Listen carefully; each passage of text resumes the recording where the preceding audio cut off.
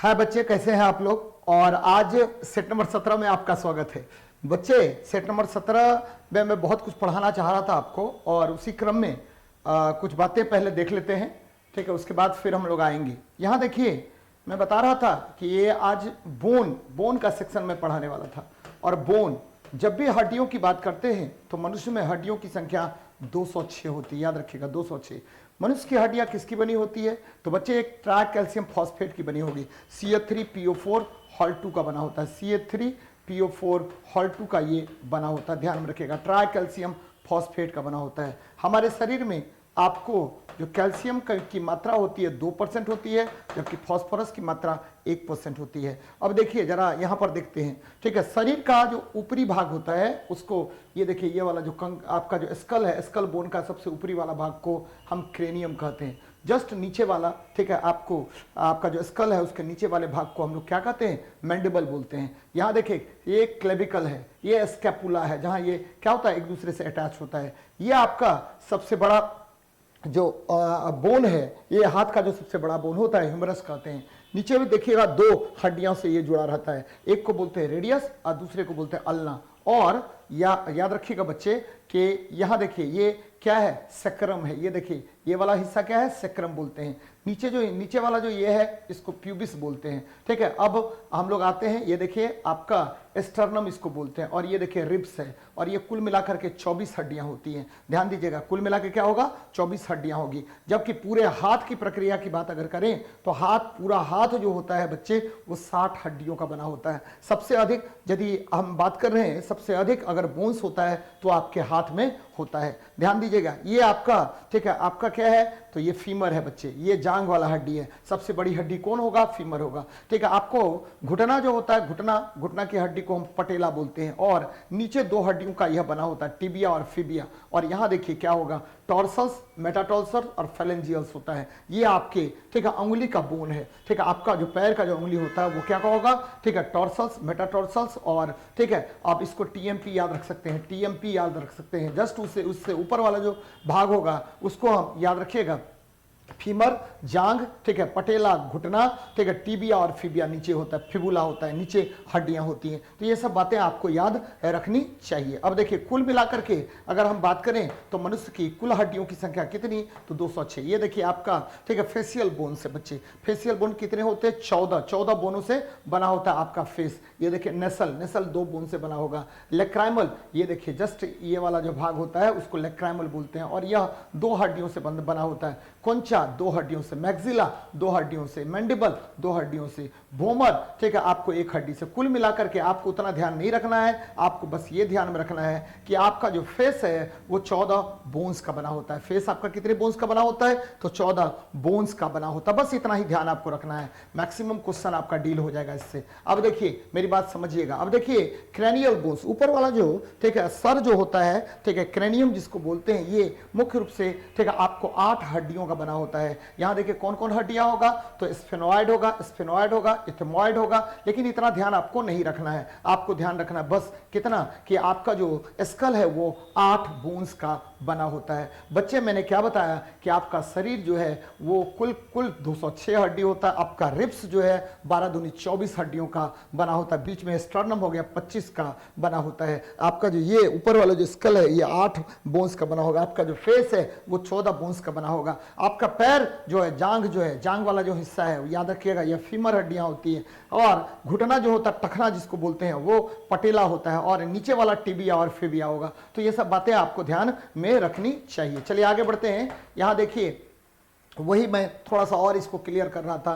तो ये देखिए, ऊपर वाला जो आपका ये जो है, ठीक है, आपका ये जो हाथ है, ये बाह जो आप देख रहे हैं, ये ह्यूमरस है। क्या है बच्चे? ह्यूमरस है। और आपका ये यहाँ पर 2 हड्डियों का ये बना होता है, जिसको क्रमशः रेडियस और अल्ना कहते हैं, क्रमशः रेडियस और अल्ना कहते हैं। चलिए देखते हैं, थोड़ा सा और आगे बढ़ते हैं। यहाँ देखिए बच्चे, यहां देखिए, ये कान है। कान, मैं बार बार बताता हूं कि कान जो आपका है, ठीक है, ये पिन्ना है और ये आउटर ईयर है, और ठीक है ध्यान में रखिएगा ये 3 हड्डियों से बना होता है। मेलस इनकस स्टेप्स, MIS, मैं बार बार बोलता हूं, ये मेलस इनकस स्टेप्स से बना होता है।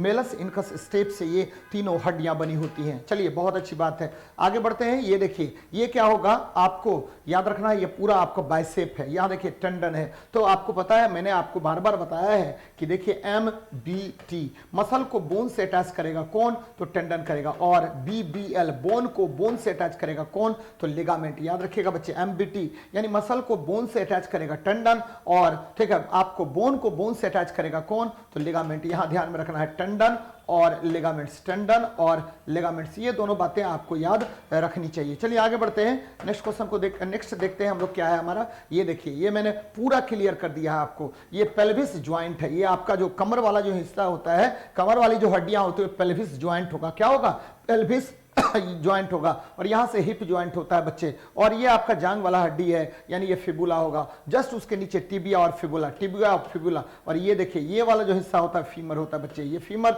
और ये टखना है, टखना पटेला का बना होता है। और यहां देखिए ठीक है टीएमपी क्या होगा, टॉर्सल्स, मेटाटॉर्सल्स और फेलेंजियल्स, टॉर्सल, मेटाटॉर्सल और क्या होगा, फेलेंजियल्स होगा। तो ये बातें याद रखनी चाहिए आपको। चलिए देखते हैं, थोड़ा सा और आगे बढ़ते हैं। यहां देख लीजिए कि पहला क्वेश्चन क्या कह रहा है, फोटोग्राफी में पिक्चर के रूप में प्रयोग किया जाता है, तो फिक्सर के रूप में, बच्चे पिक्चर या फिक्सर बोलते हैं।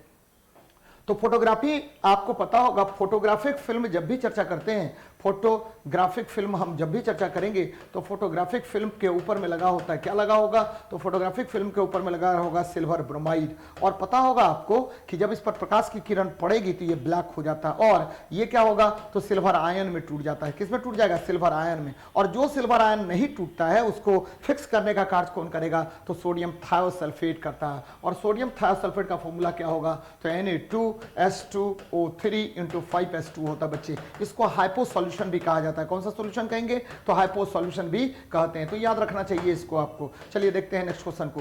नेक्स्ट क्वेश्चन क्या कह रहा है, नाइट्रोजन यौगिकीकरण के लिए जिम्मेदार बैक्टीरिया निम्न में से ठीक है किसमें पाया जाता है। बच्चे आपको पता होगा कि नाइट्रोजन फिक्सर बैक्टीरिया राइजोबियम को कहा जाता है, राइजोबियम को कहा जाता है।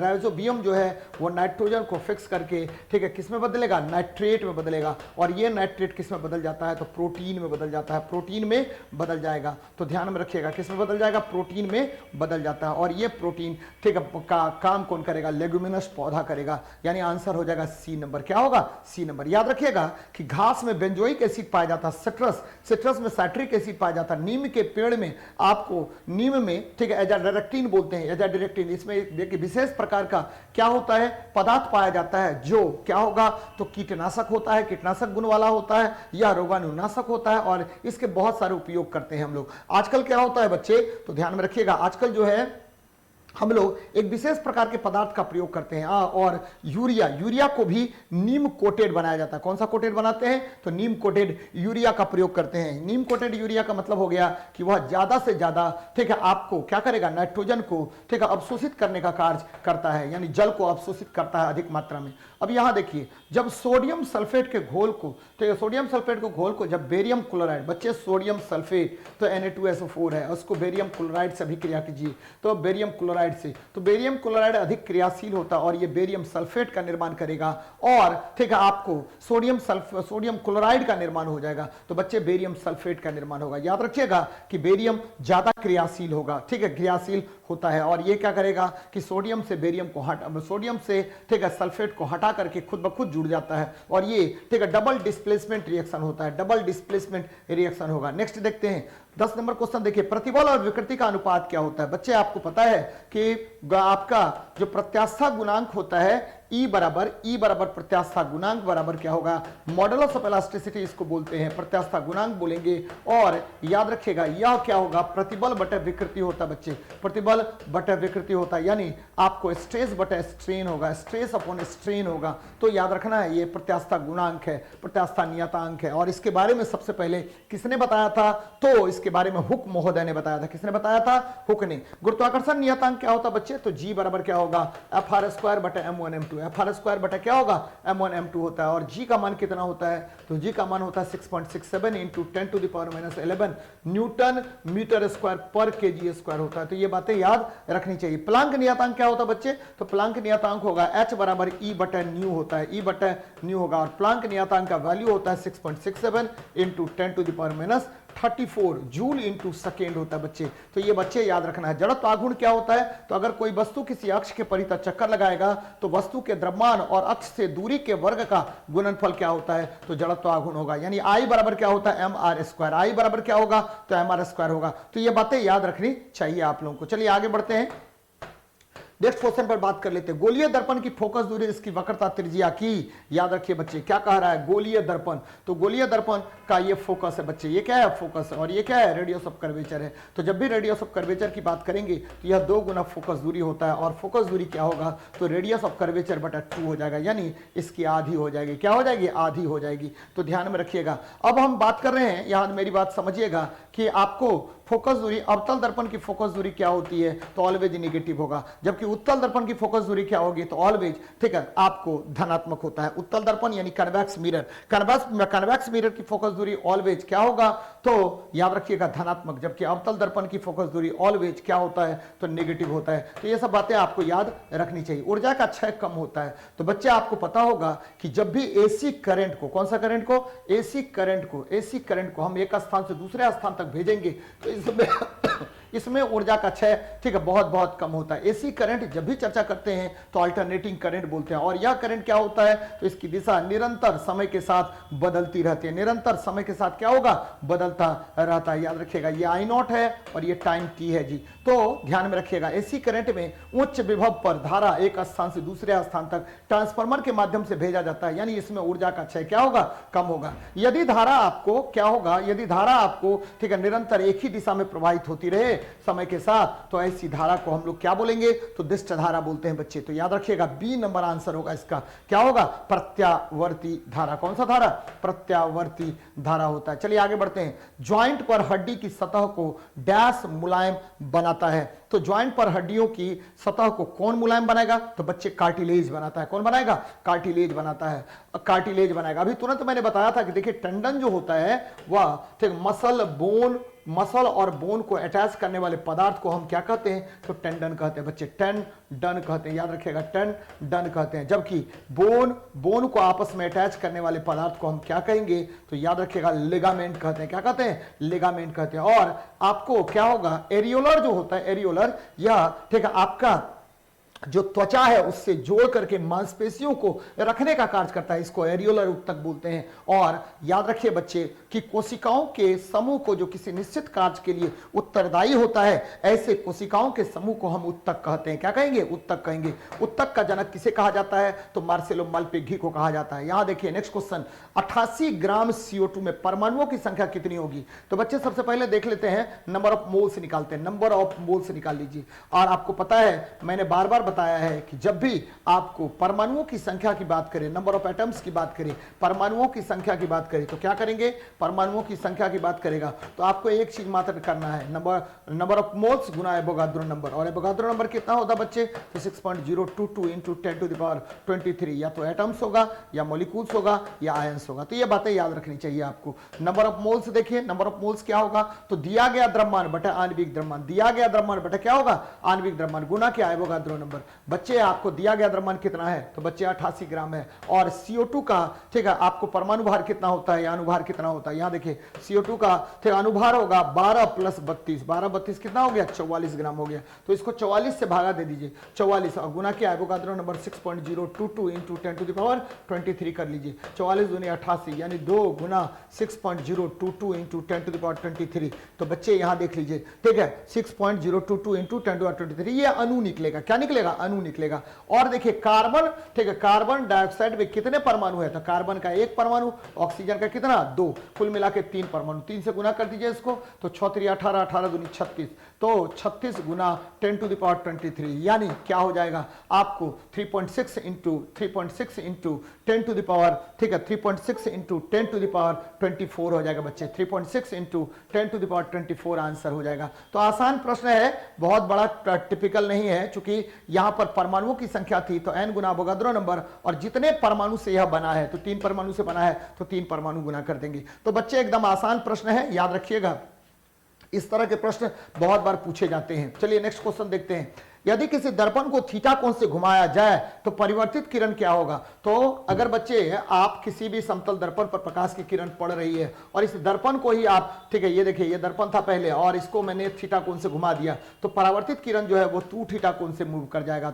परावर्तित किरण 2 थीटा कोण से मूव कर जाएगा। जब भी समतल दर्पण की बात करते हैं तो समतल दर्पण द्वारा बना प्रतिबिंब जो होगा वो कैसा होगा, सीधा होगा, आभासी होगा, वस्तु से के बराबर आकार का होगा और दर्पण के पीछे बनेगा, उतना ही पीछे बनेगा जितना सामने वस्तु रखी हुई है। अगर 1 मीटर की दूरी पर वस्तु रखा हुआ है तो प्रतिबिंब भी 1 मीटर पीछे ही बनेगा। तो ये सब बातें आपको याद रखनी चाहिए। चलिए नेक्स्ट देखते हैं, खाना पकाने का बर्तन का होना चाहिए। तो बच्चे खाना पकाने वाला जो बर्तन होता है उसका क्या होना चाहिए, तो आपको उसकी जो विशिष्ट उष्मा चालकता है उसका मान कम होना चाहिए, और ठीक है विशिष्ट उष्मा का मान कम होना चाहिए, निम्न होना चाहिए, और चालकता का मान उच्च होना चाहिए। तो निम्न विशिष्ट उष्मा और उच्च चालकता, निम्न विशिष्ट उष्मा और उच्च चालकता होनी चाहिए। ध्यान दीजिएगा बच्चे, विशिष्ट उष्मा के निम्न होने पर वह अधिक से अधिक उष्मा को ग्रहण कर सकता है और उच्च चालकता के उच्च होने पर वह जल्दी से क्या होगा, उसके अणु आपस में टकराएंगे और उसका काइनेटिक एनर्जी बढ़ेगा और तापमान का मान बढ़ जाएगा। तो ये बातें याद रखनी चाहिए आपको। चलिए,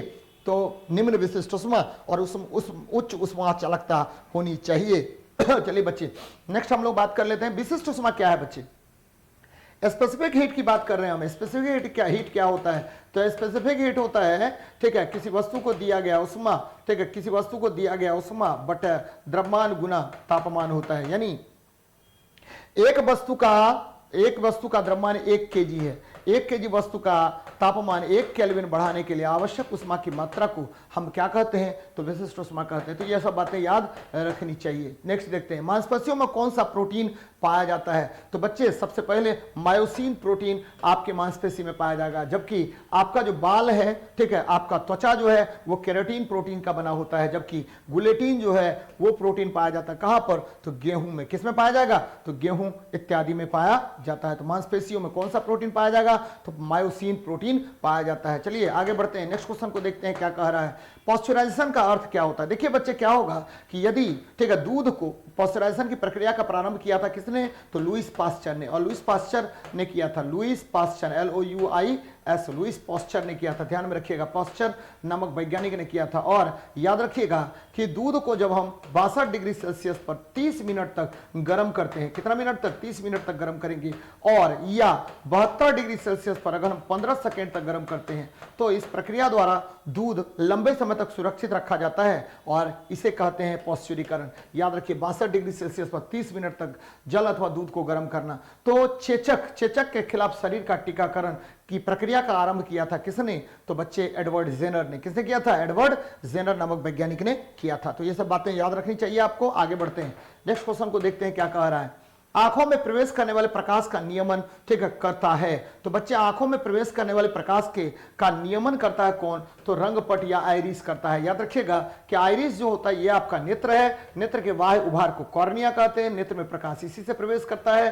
और यहां देखिए ये क्या हुआ, तो ये है आपका, ठीक है, ये आइरिस होता है। आइरिस नेत्र का मध्य भाग होता है और आइरिस के माध्यम से ही प्रकाश नेत्र में प्रवेश करता है। और ध्यान में रखना है कि यह मात्रात्मक नियंत्रण करता है, प्रकाश का मात्रात्मक नियंत्रण करता है। कॉर्निया के माध्यम से प्रकाश प्रवेश करता है, इसी का दान भी दिया जाता है। नेत्र दान में इसी का दान दिया जाता है, कॉर्निया का। याद रखिएगा नेत्र का रंग किस पर निर्भर करेगा, तो आइरिस पर। रेटिना पर वस्तु का प्रतिबिंब बनता है, जबकि स्क्लेरा जो होता है वह नेत्र में प्रवेश करने वाले अधिक प्रकाश को क्या करता है, अवशोषित कर लेने का कार्य करता है। तो ये सब बातें याद रखनी चाहिए आपको। आगे बढ़ते हैं, हैबर की प्रक्रिया किसके निर्माण में प्रयुक्त होता है, तो याद रखिए हैबर की प्रक्रिया अमोनिया के निर्माण में प्रयुक्त होता है और इसमें लौह चूर्ण का उपयोग हम लोग किसमें करेंगे बच्चे, तो लौह चूर्ण का प्रयोग हम लोग करते हैं किसमें, तो याद रखिएगा लौह चूर्ण का प्रयोग करेंगे, ठीक है, हैबर विधि में, हैबर प्रक्रम में, कैटलिस्ट के रूप में, ठीक है। सल्फ्यूरिक अम्ल का निर्माण हम लोग करते 2 प्रक्रिया के द्वारा। पहला प्रक्रिया होता है कौन सा, तो सीसा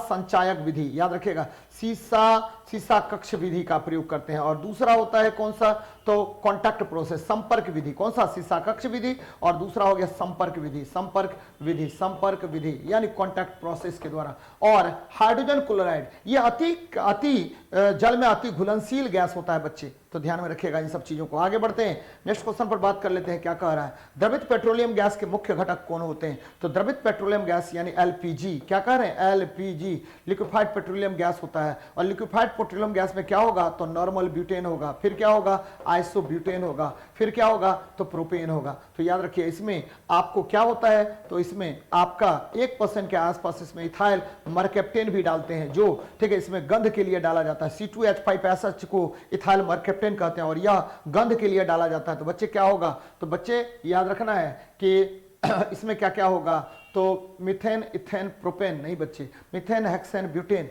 एथेन, हेक्सेन, ब्यूटेन। चलिए तो मीथेन, ब्यूटेन, प्रोपेन, ये आंसर होना चाहिए, मीथेन, ब्यूटेन, प्रोपेन। मीथेन बहुत कम मात्रा में होता है बच्चे एलपीजी में, लिक्विफाइड पेट्रोलियम गैस में। चलिए आगे बढ़ते हैं, नेक्स्ट क्वेश्चन को देखिए क्या कह रहा है, ब्लीचिंग पाउडर के गंध का कारण क्या होता है। ब्लीचिंग पाउडर के गंध का कारण क्लोरीन होता है बच्चे, क्या होगा, क्लोरीन होगा, क्योंकि आपको पता होनी चाहिए कि ब्लीचिंग पाउडर का फॉर्मूला CaOCl2 होता है और यह कैल्शियम ऑक्सीक्लोराइड होता है, कैल्शियम ऑक्सीक्लोराइड होगा, क्या होगा, कैल्शियम ऑक्सीक्लोराइड होगा। और इसका निर्माण हम लोग हेसन क्लेबर विधि द्वारा करते हैं, हेसन क्लेबर विधि द्वारा करते हैं, एकदम ध्यान में रखिएगा, हेसन क्लेवर विधि द्वारा करते हैं, एकदम याद रखना है आपको, कौन सा विधि, हेसन क्लेबर विधि। जबकि अमोनिया का निर्माण हैबर विधि द्वारा किया जाता है। कार्बन मोनोऑक्साइड अति पॉइजनस गैस होता है, CO का फॉर्मूला है, ब्रोमीन लाल भूरा द्रव है, याद रखिए ब्रोमीन क्या होता है, लाल भूरा द्रव है, लाल भूरा द्रव, लाल भूरा द्रव होता है, एकदम याद रखना, लाल भूरा क्या होगा, द्रव होता है। चलिए आगे बढ़ते हैं, नेक्स्ट क्वेश्चन को देखते हैं क्या कह रहा है, उत्तरी गोलार्ध में व्यापारिक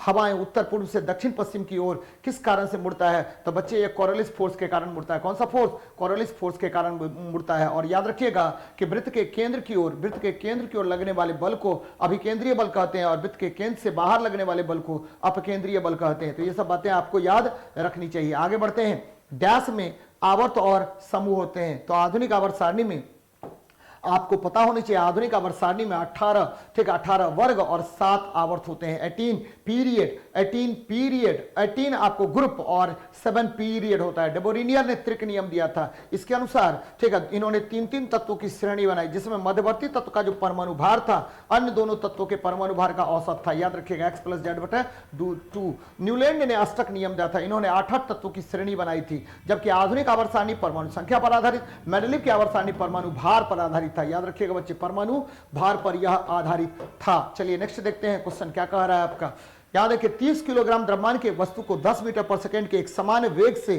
ठीक स्थानांतरित किया जा रहा है, वस्तु की गतिशील ऊर्जा क्या होगी।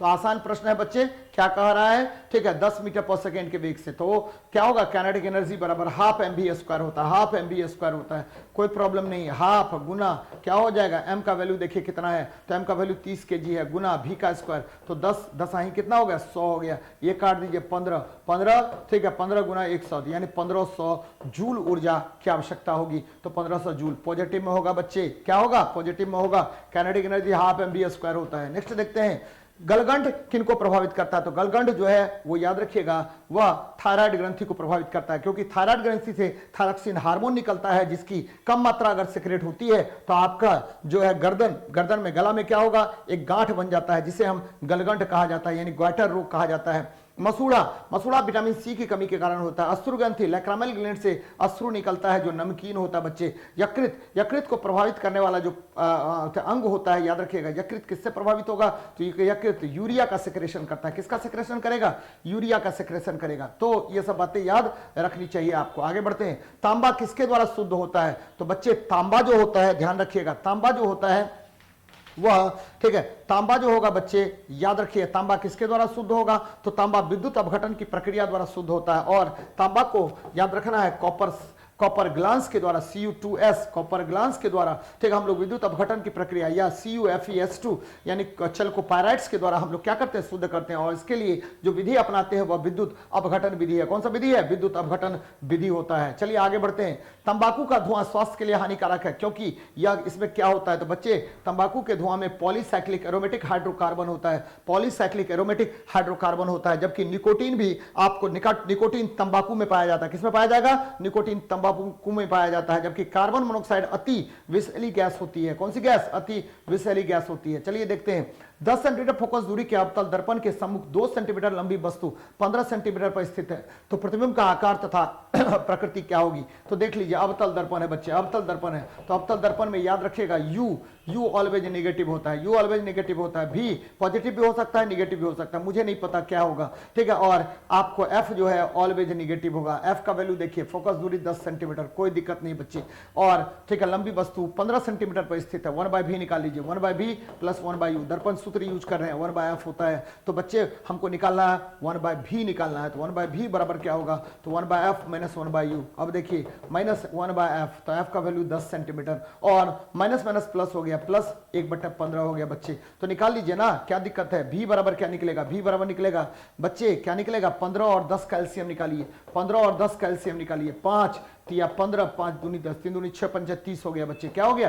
30 हो गया। 30 लीजिए, 10 तिया 30 माइनस 3 और 15 दूनी 30 प्लस 2, तो देखिए माइनस 1/30 निकलेगा। तो यानी v का वैल्यू क्या निकलेगा? माइनस 30 निकल गया बच्चे, 30 सेंटीमीटर निकला। तो जब भी माइनस होगा तो माइनस 30 सेंटीमीटर इसका होगा। तो जब भी माइनस निकलेगा तो इसका मतलब वास्तविक प्रतिबिंब का निर्माण हो रहा है, और वास्तविक प्रतिबिंब हमेशा क्या होता है? तो वास्तविक प्रतिबिंब बनेगा। तो देखिए ये वास्तविक है और ये वास्तविक है। और बच्चे आपको निकालना है m बराबर क्या होता है? माइनस v बटे, ठीक है, u होता है। तो बच्चे ये देखिए माइनस v बाई यू, तो माइनस v का वैल्यू माइनस 30 है, तो माइनस 30 कर दीजिए। और देखिए u का वैल्यू कितना है? तो u का वैल्यू है कितना? तो माइनस आपको माइनस क्या है? तो माइनस आपका, तो माइनस माइनस प्लस हो गया, माइनस आपका v का वैल्यू है 5, 15, देखिए 15 दूनी कितना हो गया? 30 हो गया बच्चे, यानी प्लस 2 होगा। तो इसमें से कोई भी आंसर नहीं है, आंसर हो जाएगा इनमें से कोई नहीं, इनमें से कोई नहीं, एकदम ध्यान में रखिएगा। तो ये देखिए इस तरह से हम लोग बना लेते हैं, तुरंत बन जाएगा आपका सवाल। क्या होगा? तुरंत आपका सवाल बन जाएगा। तो याद रखिएगा बच्चे, क्या होगा? तुरंत आपका सवाल बन जाएगा, ठीक है। तो ये ध्यान में आपको रखनी चाहिए। क्या होगा? ध्यान में आपको रखनी चाहिए। देखिए किस तरह से मैंने बनाया है। आगे बढ़ते हैं हम लोग, नेक्स्ट बात करते हैं। यहाँ देखिए माइनस और माइनस माइनस प्लस हो गया, कोई प्रॉब्लम नहीं है, ठीक है आपका आंसर, ठीक है, इनमें से कोई नहीं होगा। चलिए, तो ये अंतिम सवाल था बच्चे। तो बच्चे खूब अच्छे से कीजिए डिस्कशन, और बार बार मैं बता रहा हूं कि आपकी सफलता आपके कर्मों पर निर्धारित होती है। किसी भी व्यक्ति का सफलता उसके कर्म पर निर्धारित होती है। अगर उसका व्यक्ति का कर्म बहुत अच्छा हो तो सफलता उसको मिलती ही मिलती है। चलिए मिलते हैं नेक्स्ट क्लास में। जय हिंद, जय भारत।